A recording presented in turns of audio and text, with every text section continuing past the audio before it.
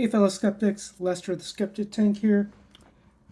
I have to say, looking at my overall channel, I've got a mixture of topics and I'm going to keep it that way, but as the saying goes, supply and demand.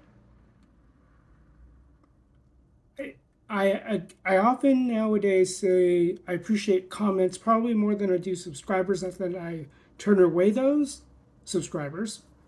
It's more like I know YouTube is doing something a little interesting with the subscription process. Many content providers on YouTube, especially those I follow personally, have brought this to light. Depends on how you subscribe to a channel, I suppose. That aside, comments will help me tailor what I believe that whoever's viewing my channel. Although I did take a look at my numbers and where a lot of the views are coming from, a lot, I would say based on the numbers, 80 some odd percent, a lot of it has come from the non-subscribed. But at the very least, those who put commentary on what I provide, that kind of gives me an idea about what I'm going to do in terms of content. Now, that doesn't mean I'm going to be neglecting doing other videos. Like you saw my VOC videos, and I'm going to probably do another follow-up video on what's this, the other items I mentioned. I'll probably do something around that. Just the idea of putting together what would be my backup. Say I have to deploy my medic bag. I've got my VOC. My VOC has its place. And then where would I put all my backup items if I need another this, another that? One of the bigger lessons is you can't have too many tourniquets, particularly because essentially they are a single-use item. Because whether that means I deploy it on myself or deploy it on someone else, by the time they get to the next level of care, that's going to be cut off by the licensed medical professional, like a paramedic or emergency personnel within a hospital, for example. They're going to be the ones that'll take it off, cut it off. What do they need to do to provide the additional care necessary to fully remedy a person's injuries insofar they're able? That aside, what I may tip about in the upcoming videos, because honestly, I'm at a point, like I mentioned in my other videos, I'm at a point in my Linux life where I just want it to work, while at the same time, I still want to learn. I still want to learn some things, and I think I still have the capacity to learn that, some of the inner workings.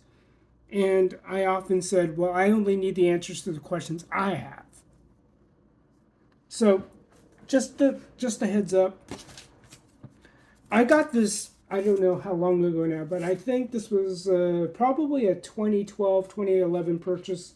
I forget now, but this was recommended by Slackware.com, or at least within the documentation of Slackware. And I honestly haven't looked at this from cover to cover.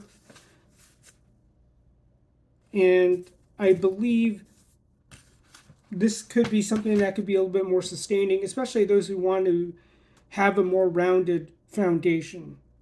I have what I need to make me functional, but if I want to understand what drives a lot of the advice when you go onto forums, this could be a start. And yes, I will admit this is likely 30 years, 40 years out of date.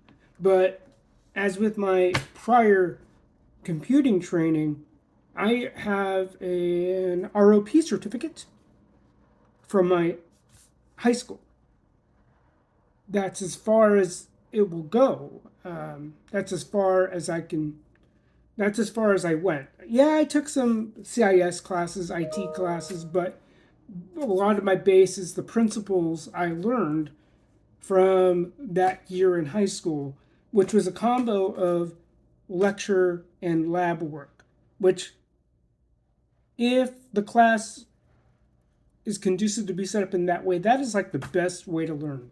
You get the theory, and then you get the practicality or the application, and that was also a theme across a lot of what I've done in the martial arts sphere as well, where you get the lecture and then we work it out on the floor, on the mat, using hitting targets, focus gloves, and sometimes we'll do scenarios and drilling, sparring.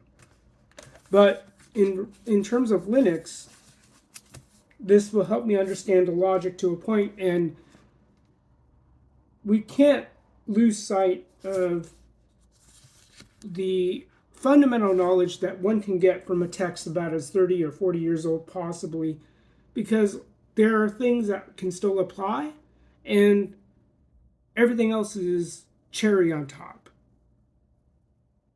At least that's how I see it. When I did years of tech support at a call center, a lot of my foundational troubleshooting, a lot of that was supplemented by some of the training I got, but a lot of my instincts, having troubleshot certain things, and a lot of my Google foo or search foo, however you want to term it, comes from the instincts I gained and whatever insights you could find on the internet.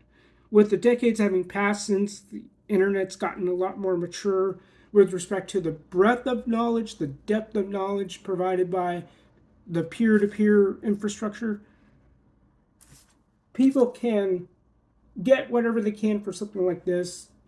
And I know it might it sounds like I'm putting a damper on the publication industry.